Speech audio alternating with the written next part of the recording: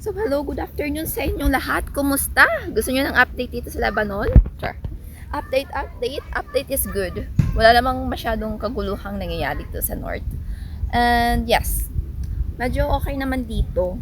Walang masyadong kalabog, tahimik, maraming puno. Masyadong matao na ngayon. Kumbaga, hindi tulad ng last week talaga. Nako, ang dami-daming tao dito. Pero ngayon, siguro medyo maaga-aga pa. Pero okay pa naman. Okay naman yung lugar dito. Walang tunog, walang kalabog. So far, so good. So, yes. And wala tayong masyadong interview ngayon kasi wala pang masyadong tao. At saka medyo suplado yung pipinit. Yun nga. And one more thing. Bukas babalik na tayo sa Susan, okay naman dun eh. Medyo may mga kalabog lang ng mga aeroplano. Pero okay naman kasi yung mga tao dito, tinan mo wala naman silang ginagawa. Hindi naman sila nagpapanik. Nga lang, pag may biglang tumunog, talagang nagsisigawan sila. Pero okay naman talaga. Yung nasa balita nga, yung kasi yung news kasi dun sa isang news kasing napapanood natin, medyo exaggerated na konti. Pero totoo naman yung mga nangyayari. Yun nga lang medyo exaggerated. Kumusta yung mga kumusta yung mga nakauwi?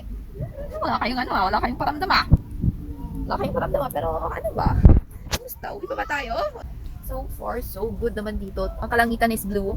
Ang mga puno is green.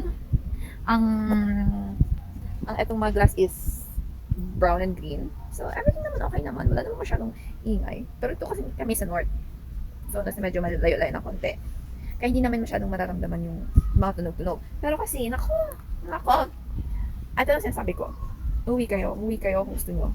Pero umuwi kayo ng walang pagsisisi.